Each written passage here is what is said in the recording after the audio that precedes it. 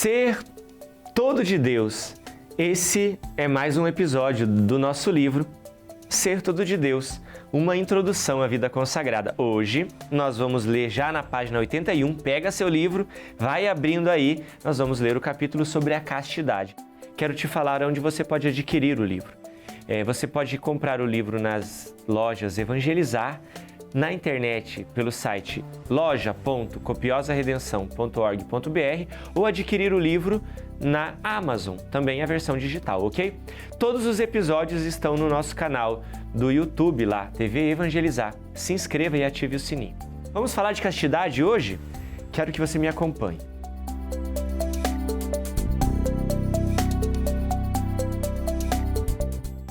Vou começar citando o documento da igreja no número 20, que é a Vita Consacrata, tá bom? Castidade.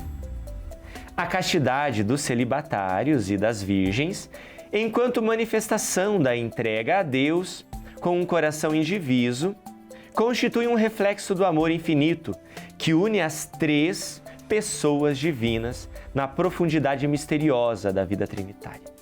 Amor testemunhado pelo Verbo encarnado, até o dom da própria vida. Amor derramado em nossos corações pelo Espírito Santo, que incita uma resposta de amor total a Deus e aos irmãos. Castidade nas origens da vida consagrada. Antes de tratarmos sobre a castidade, permita-me abrir este assunto de uma maneira diferente do tradicional de abordar esse tema. Gostaria de começar pela pergunta: quais são as motivações da escolha pela castidade na vida consagrada? Toda a história de Israel é dominada pela bênção de Gênesis 1, 28.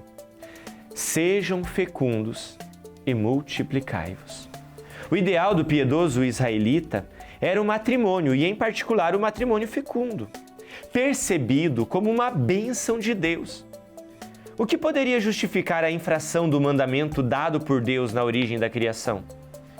Filon e Flávio Joséfo, historiadores do primeiro século, observam que o matrimônio era um obstáculo para a vida comum primitiva. Mas essa é uma motivação de caráter meramente prático, que dificilmente poderia justificar a escolha pela castidade, entendida nas categorias de celibato, na mentalidade hebraica. As fontes do início da vida dos padres do deserto não oferecem nenhuma justificativa, atestam simplesmente que em alguns centros essênios, como os cenobitas lá de Qumran, ou aquele anacorético dos terapeutas, se requeria o celibato como condição para entrar a fazer parte da vida da comunidade. Flávio Joséfo se preocupa em sublinhar que estes não condenavam o matrimônio. Este silêncio é comum também no monaquismo das origens, que lia a castidade nas categorias mais profundas de anacorese. É uma das tantas renúncias que o monge deve fazer quando inicia o seu caminho no deserto.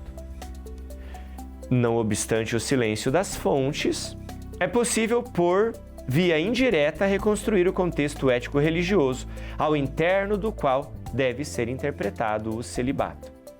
Na mentalidade bíblica, cada manifestação sexual é incompatível com o cumprimento de um ofício sacro. Como os israelitas no deserto, para preparar-se para a revelação de Javé, se abstêm das relações sexuais por 3 dias. Êxodo 19, 10 a 15. E como Moisés, depois da revelação de Deus, renunciou para sempre tais relações. Segundo o Targum, vai citar: assim, os membros das comunidades essênias viviam no celibato para manter-se em um estado de pureza, prontos a receber a revelação de Javé.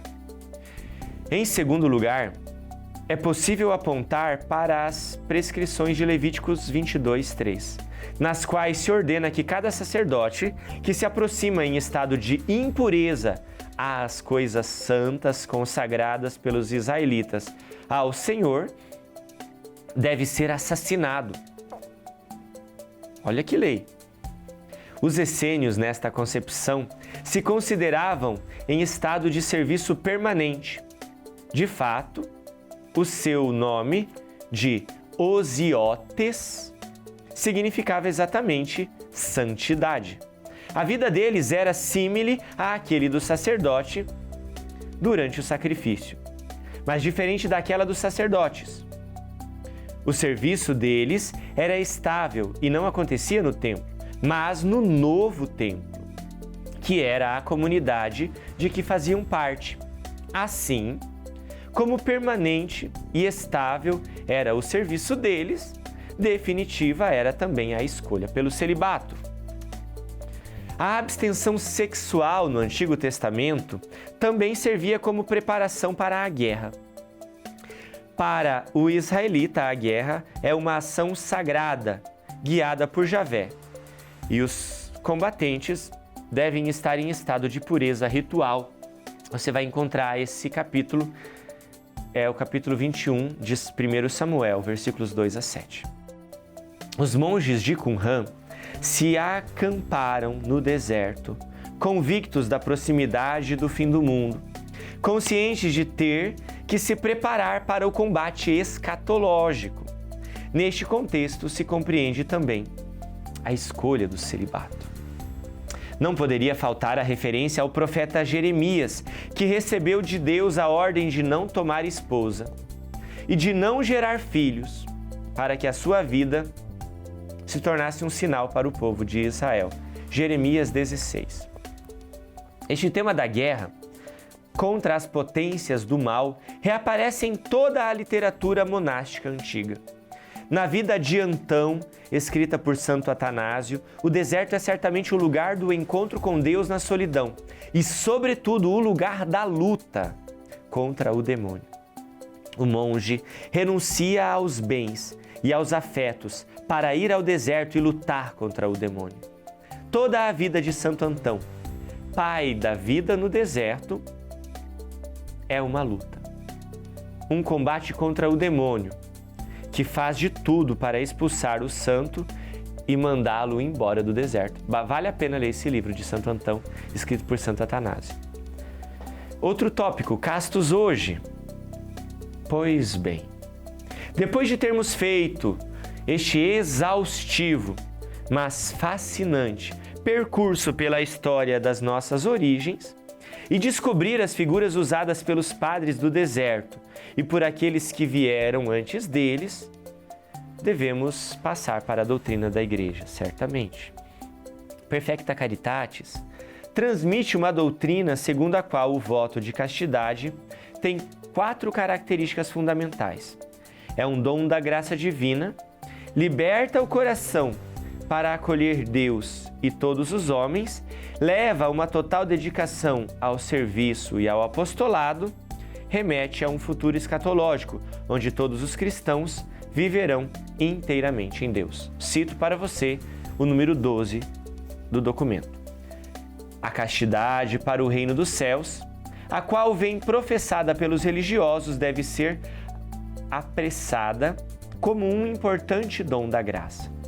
Este, de fato, torna livre de maneira especial o coração do homem, tanto que o inflama sempre mais de caridade para com Deus e para com todos os homens. Por consequência, constitui um sinal particular dos bens celestes, não que um meio muito eficaz oferecido aos religiosos para poder generosamente dedicar-se ao serviço divino e às obras do apostolado. De todo modo, estes diante de todos os fiéis, são chamados para aquela admirável união operante com Deus e que se manifesta plenamente no século futuro, mediante o qual a Igreja tem Cristo como único esposo. Vivendo bem o caminho de intimidade com Deus, abandonando-se à caridade, trabalhando diariamente as dificuldades e desafios próprios desta opção e contando com o apoio dos sacramentos e de um bom diretor espiritual, a vivência da castidade não será nunca um monstro, e nem a repressão dos sentimentos, mas sim a mais bela forma de união esponsal com o Senhor das nossas almas. É isso. Vivamos acompanhados por um bom diretor espiritual, pelos princípios cristãos, este combate, estar prontos para a batalha, para sermos santos. O religioso é chamado a viver a santidade também na sua castidade. Mas não para por aí. No próximo episódio, nós vamos falar da obediência. Fique com Deus e nos vemos no próximo episódio. Em nome do Pai, do Filho e do Espírito Santo. Amém.